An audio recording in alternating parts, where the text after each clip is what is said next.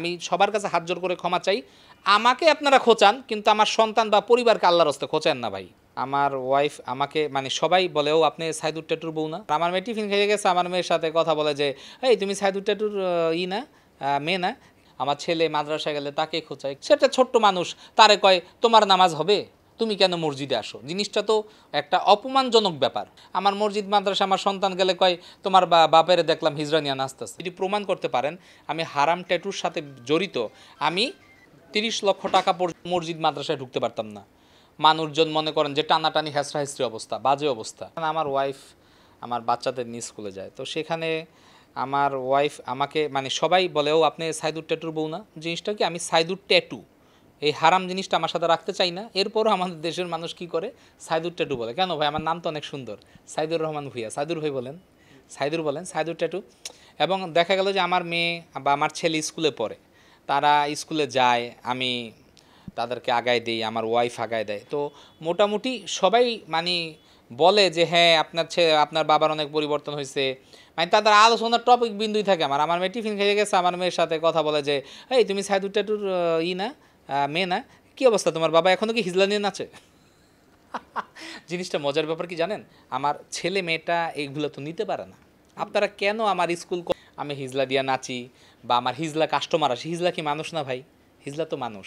আমার maximum customer Hizla আসতেই পারে, তাদের মুখে দাড়ি আছে, দাড়িগুলো রিমুভ করে। আমার এখানে খরচটা একটু কম, মেশিন অনেক দামি, তাদের রেজাল্ট ভালো হয়, তারা আসে, আমরা ফান করে একটা দুইটা আমাদের ভিডিও করতে দেয়, একটু দুষ্টামি থাকে, ওরা একটু দুষ্টামি পছন্দ করে। কিন্তু আপনারা বানায় ফেলেছেন কি, যে হিজরা আমার বউ, হিজরা নিয়ে আমি নাচি। হিজরা কেন এখানে আসে? আর ভাই হিজরা কি মানুষ না? তারাও তো একটা মানুষ, আমাদের সমাজের একটা অংশ। তো এই ধরনের ক্রিঞ্চি খোঁচাখুচি আমার বউ সম্মুখীন হয়। যদি আমার মেয়েকে আপনারা এইভাবে প্রশ্ন করেন যে তোমার আরও মা আছে, তারা হিজরা নাকি, এটা তো ঠিক না ভাই। তারা তাদের মতো লাইফ লিড করতে আছে, আমি আমার মতো লাইফ লিড করতেছে। আমি যে ভালো হয়ে গেছি, আমি যে হারাম ট্যাটুর রিমুভের হারাম ট্যাটু করার সাথে জড়িত না, এটা কিন্তু সবাই জানে।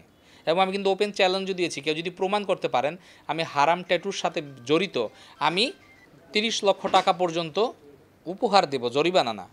কি মজার ব্যাপার হলো যে মানুষ কি করে, যে আমার মেয়েকে খোঁচায়, আমার ছেলে মাদ্রাসায় গেলে তাকে খোঁচায়, কী ব্যাপার, তুমি তো সাইদুর ট্যাটুর ছেলে, তোমার কি নামাজ হবে? আরে ভাই, আমার ছেলের নামাজের সাথে আমার কি সম্পর্ক রে ভাই? আমার ছেলের নামাজ হবে কি হবে না, সে কি ট্যাটুওয়ালা? ট্যাটুওয়ালা তো আমি ট্যাটুওয়ালা না, সেটা ছোট্ট মানুষ, তারে কয় তোমার নামাজ হবে, তুমি কেন মসজিদে আসো? জিনিসটা তো একটা অপমানজনক ব্যাপার। আমি তো কখনো আমার সন্তানদের গিয়ে বলি নাই যে আমি ট্যাটু করি হ্যানতেন। আমার এই সাবজেক্ট শেষ হয়ে গেছে, হারাম ব্যবসা 6 বছর আগে। হেই পাপ এখনও আমার সন্তানদের কেন টানতে হবে? আমার মসজিদ মাদ্রাসা আমার সন্তান গেলে কয় তোমার বাপের দেখলাম হিজরা নিয়ে নাচতেছে। কিন্তু এটা কিন্তু নাচানাচি না, ওইটা ছিল একটা হেয়ার রিমুভের একটা কোর্স, একটা কাজ করতেছিলাম আমি। তো আমরা খুব বাজেভাবে আসলে ব্যাপারটাকে প্রচার করি, এটা ঠিক না। আপনারা এর আগে যখন নিউজ কভারেজ করলেন, এর আগে তো মসজিদ মাদ্রাসায় ঢুকতে পারতাম না। মানুষজন মনে করেন যে টানাটানি হেসরা অবস্থা, বাজে অবস্থা। তো মানুষ তো বুঝায় যে ট্যাটু হলো হারাম। ডেভিড বেকহ্যাম তো খ্রিস্টান, আমি তো খ্রিস্টান না। তো এগুলো দিয়ে পরিবারের সমস্যা হয় আমাকে নিয়ে। আমি ট্যাটু করছি, সেইটা ছেলে মেয়েদের মধ্যে ইমপ্রেস করতে গিয়া যে ওই লোকটা ট্যাটু করছে হারাম, নোংরা কথা বলে। আমার সামনেই তো একটা মহিলা তার বাচ্চাকে নিয়ে যাচ্ছে, ও কইতেছে দেখছেন ট্যাটু করছে, আমি ওর বড় হয়ে ট্যাটু করুম, কয় খারাপ খারাপ, এগুলো খারাপ লোক করে। আমি যেই তাকাইছি আমার দেখা, ওই মহিলা বললো সরি।